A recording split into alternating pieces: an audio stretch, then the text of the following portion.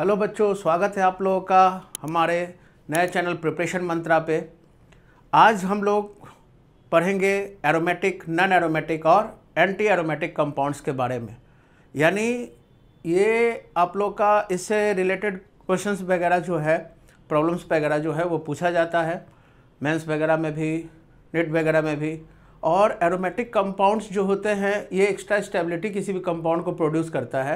यानी एरोमेटिसिटी से कंपाउंड की स्टेबिलिटी जो है वो बढ़ जाता है। तो जाहिर सी बात है कि एक इम्पोर्टेंट रोल प्ले करता है एरोमेटिसिटी, ठीक है, किसी भी कंपाउंड के स्टेबिलिटी में। तो आप लोग को कैसे डिसाइड करोगे कि ये कंपाउंड एरोमेटिक है, नॉन एरोमेटिक है या एंटी एरोमेटिक है? क्योंकि जब तक ये नहीं पता चलेगा तब तक आप कैसे डिसाइड करोगे कि कोई भी कंपाउंड जो है वो, अगर कंपैरिजन किया जाए तो कैसे पता चलेगा कि कौन सा कंपाउंड ज़्यादा स्टेबल है और कौन सा कंपाउंड कम स्टेबल है। तो आइए आज शुरू करते हैं हम लोग आज का topic aromatic, non aromatic and anti aromatic compounds के बारे में, ठीक है। तो सबसे पहले आप लोग को बता दें कि ये जो एरोमेटिक वर्ड है, ठीक है, यानी एरोमेटिसिटी जो है ये कहाँ से ड्राइव है? एरोमा वर्ड से, ठीक है। और इस एरोमा का मतलब होता है कि ये कंपाउंड अपने, है ना, खुशबू से पहचाने जाते थे, है ना, स्वीट स्मेल होता है। तो जितने भी एरोमेटिक कंपाउंड होते हैं वो अपने गंध से पहचाने जाते थे। यानी कहने का मतलब कि वो कंपाउंड जो होते थे वो सारे के सारे कंपाउंड में स्वीट स्मेल होता था, एक अलग ही तरह का सुगंध होता है और उस सुगंधों से ये पहचाना जाता था। तो इसलिए ये जो एरोमेटिक वर्ड है ये एरोमा से डिराइव हुआ है, जिसका मतलब होता है स्वीट स्मेल, ठीक है। तो यहाँ पे हम लोग बात कर लेते हैं कि एरोमेटिक कंपाउंड कैसे है, क्या क्या फंक्शन है, एरोमेटिक कंपाउंड के बारे में जानेंगे कैसे। तो आप लोग ये तो हम लोग समझ गए कि अगर हम लोग बात कर रहे हैं एरोमेटिक कंपाउंड की, तो इस कंपाउंड का कैरेक्टरिस्टिक्स की बात करें तो ये कंपाउंड जो है इसमें अलग तरह की खुशबू होगा, ठीक है, स्वीट स्मेल होता है आप लोग का। जितने भी एरोमेटिक कंपाउंड्स होते हैं आप लोगों के वो हाईली इन्फ्लामेबल होते हैं, यानी बहुत ज़्यादा ज्वलनशील होते हैं, ठीक है। और साथ ही साथ इनकी अगर हम लोग बात करें एरोमेटिक कंपाउंड की, तो ये जो होते हैं ये नेचर वाइज जो होते हैं वो होते हैं आप लोग के डायमैग्नेटिक, ठीक है, यानी स्वीट स्मेल के साथ साथ डायमैग्नेटिक होते हैं। और ये जो है एक्स्ट्रा स्टेबिलिटी प्रोड्यूस करता है, यानी एरोमेटिसिटी जो है वो उसका जन्म जो होता है वो रेजोनेंस से होता है ना। हम लोग कहते हैं कि aromaticity is born out of resonance. यानी कहने का मतलब कि अगर एरोमेटिसिटी है उस कंपाउंड में तो जरूर उसके पीछे रेजोनेंस का हाथ है। यानी एरोमेटिक कंपाउंड इसलिए स्टेबल होते हैं क्योंकि उसमें उसके स्टेबिलिटी के पीछे कारण होता है रेजोनेंस का। और रेजोनेंस जो होता है वो क्या करता है, उसके पोटेंशियल एनर्जी को डिक्रीज कर देता है ना, जिससे उसका स्टेबिलिटी जो है वो बढ़ जाता है। तो इसका मतलब है कि स्वीट स्मेल होगा एरोमेटिक कंपाउंड में, है ना, डायमैग्नेटिक होगा आप लोग का, हाईली इन्फ्लामेबल तो होता ही है आप लोग का, ठीक है। साथ ही साथ आप लोग का जितने भी एरोमेटिक कंपाउंड होते हैं, है ना, इसका हम लोग कह सकते हैं कि ये बोर्न आउट ऑफ, है ना, रेजोनेंस। और जो सबसे पहला कंपाउंड जो होता है, पहला एरोमेटिक कंपाउंड जो है वो, पहला एरोमेटिक कंपाउंड जो है वो था आप लोग का बेंजीन, ठीक है। और इसी बेंजीन के आधार पे हम लोग कंपाउंड का, है ना, यानी ये पहला कंपाउंड, ये फर्स्ट एरोमेटिक कंपाउंड था, है ना, जिसके बारे में पता चला, ठीक है, ये बेंजीन था, ठीक है। तो जाहिर सी बात है कि कैसे पहचानेंगे बेन, तो ठीक है, कैरेक्टर वाइज हम लोग जान लिए कि डायमैग्नेटिक नेचर का होता है, वो भी बताएंगे कि किस तरह से पैरामैग्नेटिक डायमैग्नेटिक आप लोग डिसाइड करोगे, है ना। पैरामैग्नेटिक डायमैग्नेटिक आप लोग पढ़े होंगे कि पैरामैग्नेटिक कैसे पहचानेंगे। तो पैरामैग्नेटिक कंपाउंड्स वो कंपाउंड्स होते हैं जिसमें मैग्नेटिक मोमेंट होता है। और मैग्नेटिक मोमेंट कैसे कंपाउंड में होगा? जिसके पास अनपेयर्ड इलेक्ट्रॉन्स हो ऑर्बिटल में, ठीक है। और डायमैग्नेटिक वो होता है जिसमें मैग्नेटिक मोमेंट जीरो होता है। और मैग्नेटिक मोमेंट जीरो कब होगा? जब उसके पास एक भी अनपेयर्ड इलेक्ट्रॉन्स नहीं होंगे। तो जो एरोमेटिक कंपाउंड है वो पहला एरोमेटिक कंपाउंड जो है वो आप लोग का बेंजीन है। तो इस केस में हम लोग जानते हैं कि बेंजीन की अगर हम लोग बात करें तो इसमें टोटल जो है आप लोग देख रहे हो 3 कंजुगेटेड पाई बॉन्ड्स है, यानी टोटल जो पाई इलेक्ट्रॉन्स की संख्या है आप लोग का वो 6 है, ठीक है। तो इसको अगर हम लोग मोलिकुलर ऑर्बिटल डायग्राम के थ्रू अगर हम दिखाएं, है ना, कि भाई बेंजीन का ये 6 इलेक्ट्रॉन्स जो हैं है ना, इसका एनर्जी लेवल के आधार पे अगर हम लोग बात करें, ठीक है, ये अगर हम लोग बात करें एनर्जी लेवल के आधार पे, तो इसके पास हम लोग देख रहे हैं कि बेंजीन के पास टोटल जो है वो आप लोग का पाई इलेक्ट्रॉन्स जो है ना, वो कितने हैं आप लोग के, तो एक पाई बॉन्ड में 2 आप लोग के इलेक्ट्रॉन्स है पाई इलेक्ट्रॉन्स, तो 2 2 4 2 6 पाई इलेक्ट्रॉन्स है। तो इस केस में अगर हम लोग ऑर्बिटल वाइज अगर हम लोग बनाए, जैसे कि अगर हम लोग कहें, ये तो पता है आप लोग को कि जितना बॉन्डिंग होता है उतना ही एंटी बॉन्डिंग मोलिकुलर ऑर्बिटल्स होते हैं।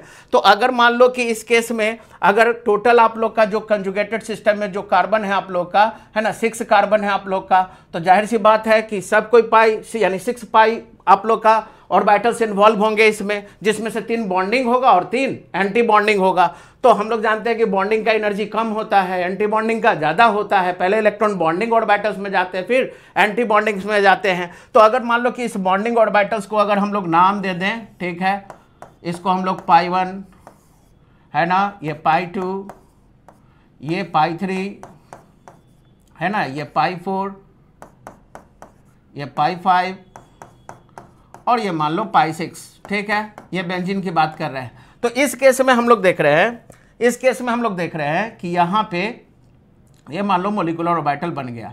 तो इस मोलिकुलर ऑर्बिटल में आप लोग साफ तौर पे देख रहे हो कि जो बॉन्डिंग बनेंगे वो 3 बॉन्डिंग होंगे और 3 एंटी बॉन्डिंग होंगे, ठीक है। तो यहाँ पे इसको अगर हम लोग बॉन्डिंग को अगर हम लोग बिना स्टार से अगर दिखाएं, ठीक है, तो ये एंटी बॉन्डिंग जो होंगे वहाँ स्टार लगा देते हैं, ये पाई स्टार हो गया, पाई स्टार 4, पाई स्टार 5 और ये पाई स्टार 6, ठीक है। तो इसमें एकोमोडेशन 6 इलेक्ट्रॉन का कैसे होगा, तो आप लोग जानते हो कि किसी भी ऑर्बिटल में मैक्सिमम 2 इलेक्ट्रॉन होता है, 2 से ज़्यादा इलेक्ट्रॉन जाएगा नहीं according to Pauli's exclusion principle. तो यहाँ पे हम लोग देख रहे हैं कि सबसे पहले इलेक्ट्रॉन कहाँ जाएगा, जिस ऑर्बिटल में एनर्जी कम होगा, यानी पहले बॉन्डिंग में जाएगा। तो इसमें हो गया आप लोग का टोटल 2। यहाँ पे क्या देख रहे हो, दोनों का एनर्जी इक्वल है, तो इलेक्ट्रॉन कैसे कैसे जाएगा, पहले इसमें एक सिंगल यानी 2 इलेक्ट्रॉन, 3 इलेक्ट्रॉन, ये हो गया हमारा 4 इलेक्ट्रॉन, फिर ये हो गया 5 और ये हो गया हमारा 6, ठीक है। यानी टोटल 6 जो पाई इलेक्ट्रॉन्स था उसका फिलिंग इस तरह से हुआ है। तो यहाँ पे आप लोग देख रहे हो कि जितने भी ऑर्बिटल्स में 3 ऑर्बिटल्स में भरे हैं, ये तीनों ऑर्बिटल्स में आप लोग का टोटल इलेक्ट्रॉन जो है वो पेयर्ड है। इस ऑर्बिटल में भी पेयर्ड है, इसमें भी पेयर्ड है, इसमें भी पेयर्ड है, यानी एक भी अनपेयर्ड इलेक्ट्रॉन नहीं है। और अनपेयर्ड इलेक्ट्रॉन नहीं है तो अनपेयर्ड इलेक्ट्रॉन ना होने के कारण ये पैरामैग्नेटिक नहीं बल्कि डायमैग्नेटिक होते हैं। तो जितने भी एरोमेटिक कंपाउंड होते हैं वो डायमैग्नेटिक होते हैं। डायमैग्नेटिक क्यों होते हैं, डायमैग्नेटिक इसलिए होते हैं क्योंकि इनमें मैग्नेटिक मोमेंट जो है वो 0 होता है। ये जनरल कैरेक्टर है, ठीक है। तो मैग्नेटिक मोमेंट जो होता है वो 0 होता है। और मैग्नेटिक मोमेंट क्यों 0 होता है, इसलिए 0 होता है क्योंकि अनपेयर्ड इलेक्ट्रॉन्स इसमें नहीं होते, ठीक है। एन का मतलब हो गया, है ना, ये नंबर है किसका, नंबर ऑफ अनपेयर्ड इलेक्ट्रॉन्स, ठीक है। तो यहां पे हम लोग बात कर रहे हैं कि अनपेयर्ड इलेक्ट्रॉन की संख्या है।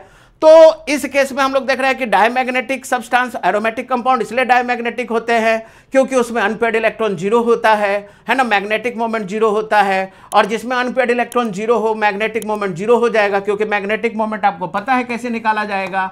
मैग्नेटिक मोमेंट निकालने का फॉर्मूला होता है √n × n+2, है ना, बोर मैगेंटन, जहां n जो होता है वो क्या है आप लोग का, n जो है वो है आप लोग का number of unpaired electron, n जो है वो नंबर ऑफ अनपेयर्ड इलेक्ट्रॉन है।